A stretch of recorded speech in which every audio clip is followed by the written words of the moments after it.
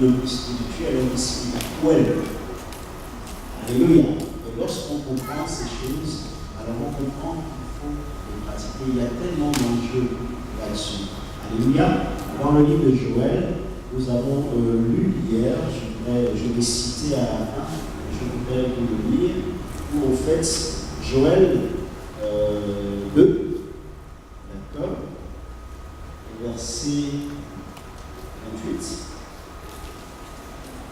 Il dit, après cela, je répandrai mon esprit sur toute chair, vos fils et vos filles prophétiseront, vos vieillards auront des songes, et vos jeunes gens des visions, même sur les serviteurs et sur les servants dans ces jours-là, je répandrai mon esprit. Alléluia. Donc, Pierre a récupéré cette prophétie de Joël le jour de la Pentecôte pour dire qu'en fait, c'est ici ce qu'avait annoncé le prophète Joël dans les derniers mois, je répandrai de mon esprit sur toute chair. Alléluia. Et Pierre nous informait que les derniers temps avaient commencé, et que la prophétie de Joël, qui parlait de l'effusion de l'Esprit avec les manifestations qui allaient suivre, et ces manifestations sont des dons de grâce. Alléluia. C'est la provision que Dieu donne. Alléluia. Alléluia.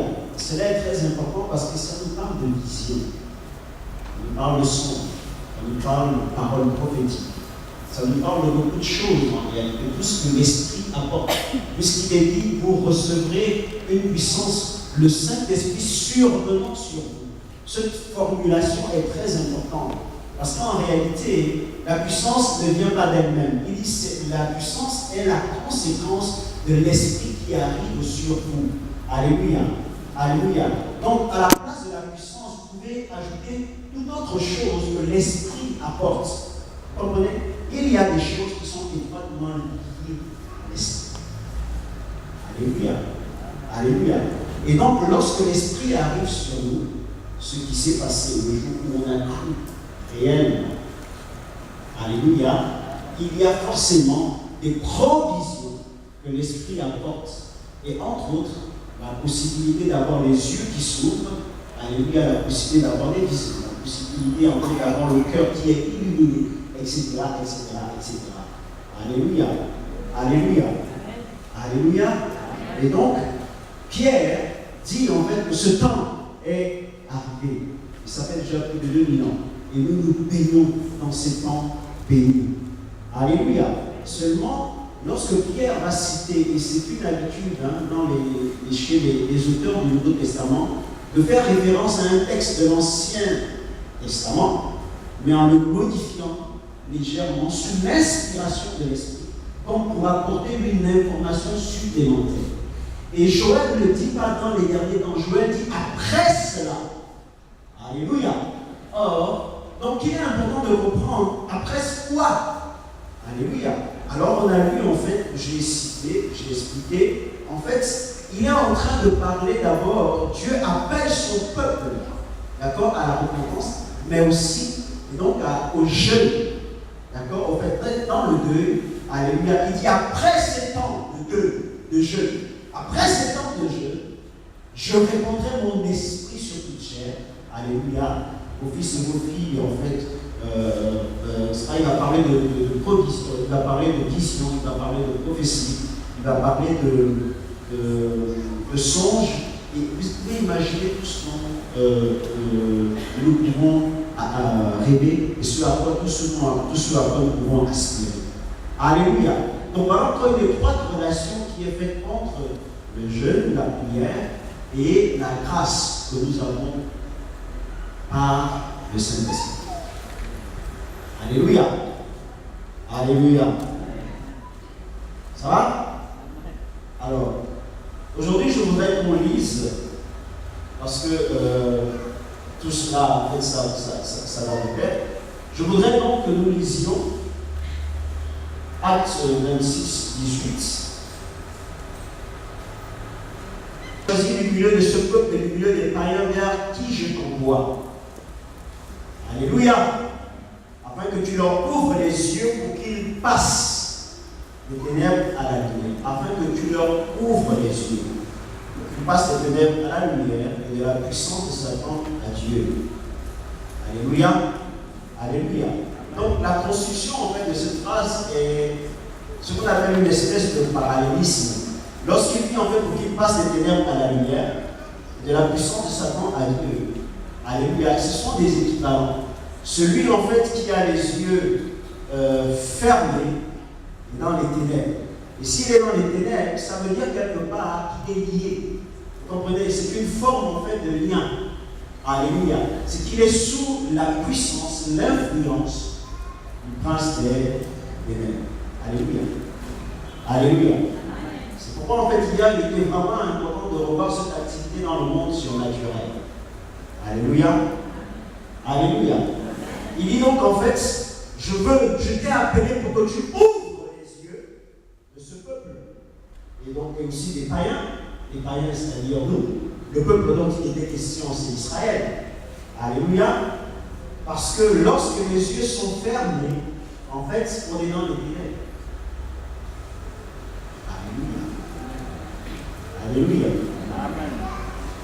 Et donc, quelque part, en fait, on est lié. On est sous une forme d'influence. Alléluia. Lorsque nos yeux ne sont pas ouverts, le fait, par exemple, d'être pas conscient de ce qui se passe, le fait de ne pas réaliser réellement, en fait, que nous sommes environnés d'une armée céleste, le fait de ne pas être conscient que Satan existe avec ses démons et qu'il travaille, le fait de ne pas être conscient de certaines choses, nous sommes un peu comme si nos yeux étaient ouverts et nous sommes dans les ténèbres. Alléluia. Alléluia. Le fait de ne pas prendre conscience de l'importance, par exemple, du jeûne et de la prière. Nous sommes quelque part sous influence. Alléluia. Alléluia.